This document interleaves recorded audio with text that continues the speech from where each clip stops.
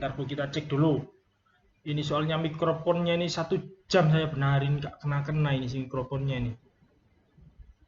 Bentar saya cek dulu mikrofonnya.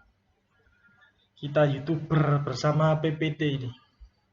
PPT Etika Profesi. Oke. Kita mulai coy. Kita mulai Bu, kita mulai. Bentar, tunggu. Oke, di sini kita melakukan presentasi. Ini kopinya dari luar white copy. Etika profesi, kejahatan cybercrime dan pentingnya keamanan, disusun oleh M. Najil Atabik 191062. Oke, kita ke definisi dulu.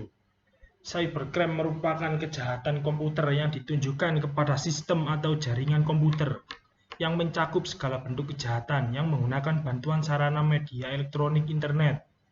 Cybercrime juga bisa dikatakan suatu tindak kejahatan dunia alam maya yang dianggap bertentangan atau melawan undang-undang yang berlaku. Kemudian faktor-faktor penyebab dari cybercrime. 1. Faktor politik. Faktor politik ini mencermati maraknya Faktor politik mencermati maraknya cybercrime yang terjadi di Indonesia dengan permasalahan yang dihadapi oleh aparat penegak proses kriminalisasi di bidang cyber yang terjadi merugikan masyarakat. Penyebaran virus komputer dapat merusak jaringan komputer yang digunakan oleh pemerintah, perbankan, pelaku usaha maupun perorangan yang dapat berdampak terhadap kekacauan dalam sistem jaringan. Kemudian faktor ekonomi. Kemajuan ekonomi suatu bangsa salah satunya dipengaruhi oleh promosi barang-barang produksi. Jaringan komputer dan internet merupakan media yang sangat murah untuk promosi. Masyarakat dunia banyaknya menggunakan media ini untuk mencari barang-barang kepentingan perorangan maupun korporasi. Faktor sosial budaya. Faktor sosial budaya dapat dilihat dari beberapa aspek, yaitu kemajuan teknologi informasi, sumber daya manusia, dan komunitas baru. Kemudian dampak cybercrime terhadap keamanan sebuah negara. Itu tadi itu Bu, suara sanyu. Dampak cybercrime terhadap keamanan negara yang dapat disorot dari aspek 1. Kurangnya kepercayaan dunia terhadap Indonesia. 2. Berpotensi menghancurkan negara. 3. Keresahan masyarakat pengguna jaringan komputer. 4. Dampak terhadap keamanan dalam negeri berupa kepercayaan dunia terhadap Indonesia, berpotensi menghancurkan negara, keresahan masyarakat pengguna komputer, dan dampak cybercrime terhadap keamanan dalam negeri. Contoh kasus cybercrime. Pencurian dan penggunaan akun internet milik orang lain. Pencurian akun ini berbeda dengan pencurian secara fisik karena pencurian dilakukan cukup dengan menangkap user ID dan password. Tujuan dari pencurian itu hanya untuk mencuri informasi saja. Pihak yang kecurian tidak akan merasakan kehilangan, namun efeknya akan terasa jika informasi tersebut digunakan oleh pihak yang tidak bertanggung jawab. Hal itu akan membuat semua beban biaya pengguna akun oleh si pencuri dibebankan kepada si pemilik akun yang sebenarnya. Kasus ini banyak terjadi di ISP, Internet Service Provider. Kasus yang pernah diangkat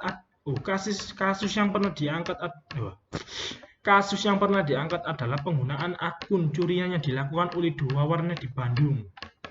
2. Kasus lainnya, dunia perbankan dalam negeri juga digegerkan dengan ulah Stephen Haryanto yang membuat situs asli tetapi palsu, layanan perbankan lewat internet BCA, lewat situs-situs aspal. Jika nasabah salah mengetik situs asli dan masuk ke situs tersebut, identitas pengguna atau user ID dan nomor identitas personal atau PIN dapat ditangkap. Tercatat 130 nasabah tercuri data-datanya. Namun, menurut pengakuan Steven pada situs Master Web Indonesia, tujuannya membuat situs plesetan adalah agar publik memberi perhatian pada kesalahan pengetikan alamat situs, bukan mengeruk keuntungan. Ditenggarai, Para nasabah itu kebobolan karena menggunakan fasilitas internet banking lewat situs atau alamat lain yang membuka link klik BCA, sehingga memungkinkan user ID dan PIN pengguna diketahui. Namun ada juga modus lainnya seperti tipuan nasabah telah memenangkan undian dan harus mentransfer sejumlah dana lewat internet dengan cara yang telah ditentukan penipu ataupun saat kartu ATM masih di dalam mesin. Tiba-tiba ada orang lain menekan tombol yang ternyata mendaftarkan nasabah ikut fasilitas internet banking, sehingga user ID dan password diketahui oleh orang tersebut. Modus kejahatan ini penyalahgunaan user ID dan password oleh seorang yang tidak punya hak. Motif kegiatan dari kasus ini termasuk ke dalam cybercrime sebagai kejahatan abu-abu. Kasus cybercrime ini merupakan jenis cybercrime unauthorized access dan cracking. Sasaran dari kasus ini termasuk ke dalam jenis cybercrime menyerang hak milik. Sasaran dari kasus kejahatan ini adalah cybercrime menyerang pribadi.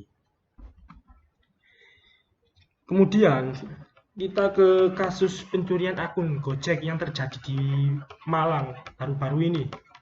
Dikutip Motor Plus Online dari Surya Malang, pihak Gojek telah mendapati berbagai macam laporan terkait pencurian akun ojol tersebut. Bentar Bu, ngopi. Biar Kak ngantuk, ini soalnya jam 12 ini. White kopi. Ya, kami saat ini sedang menelusuri laporan tersebut dan akan segera memblokir perangkat yang terhubung kepada akun driver bersangkutan, ujarnya. Domi menyarankan driver ojol yang akunnya telah dicuri agar melapor dan mendatangi kantor operasional Gojek terdekat. Lanjutnya, ia juga mengingatkan kepada customer dan mitra driver untuk tidak membagikan one-time password atau OTP kepada siapapun, bahkan kepada Gojek itu sendiri.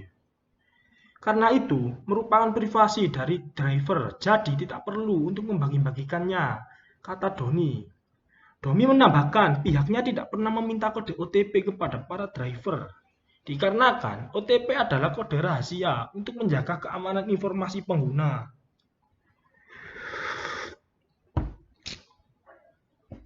Ini mikrofon baru. Kemudian hal itu tercermin dengan adanya catatan pengingat yang selalu ia sampaikan melalui pesan SMS yang berisikan OTP. Bagi pengguna dan mitra yang mengalami hal yang sama, kami himbau untuk segera menghubungi sales center kami, sebut Doni. Pihaknya juga sering memberikan konten edukasi kepada para mitra Gojek. Edukasi setiap waktu kami lakukan dengan mengadakan forum komunikasi dua arah antara kami dengan mitra driver, yakni Kopdar Mitra Gojek yang dilaksanakan rutin, tandas Doni. Selain itu, kami juga mengirimkan pesan melalui aplikasi driver Gojek secara berulang, tugasnya. Sebelumnya, pencurian akun ojol marak. Sebelumnya, pencurian akun ojol marak dilakukan oleh para penipu dengan mengandalkan kode verifikasi Google. Si penipu menelpon driver dengan mengaku dari pusat, sembari mengatakan orderan yang ia dapat merupakan orderan fiktif.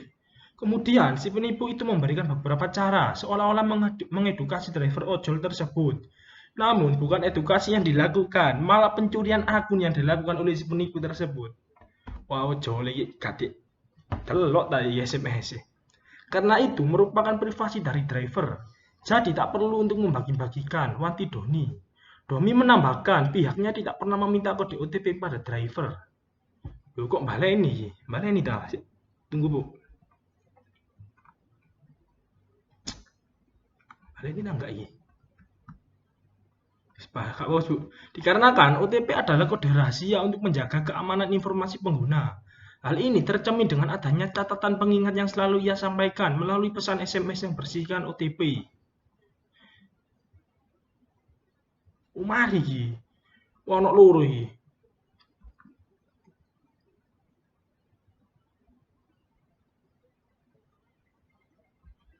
Namun bukan edukasi yang dilakukan, malah pencurian akun yang dilakukan oleh si penipu tersebut. Kemudian cara pencegahan dari kejahatan